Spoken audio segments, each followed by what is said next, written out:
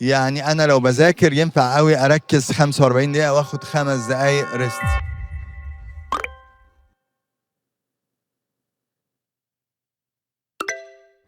اكيد لانه الغدد دي كلها ليها تأثر بالحالة النفسية، يعني كلها بتعلى وقت الانفعال والتوتر، ودي هرمونات ستريس هرمون.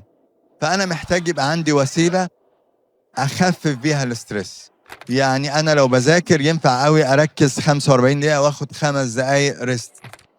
لو بعمل حاجة فيها مجهود شديد قوي وتركيز عالي غير المذاكرة، حتى لو شغل لازم اخد وقت مستقطع كده اهدي نفسي فيه وريلاكس. لازم اتعلم ريلاكسيشن، يعني افك ولو دقايق. تفرق قوي لو 5 دقايق اتعملت كل مثلا 45 دقيقة هتريحنا جدا.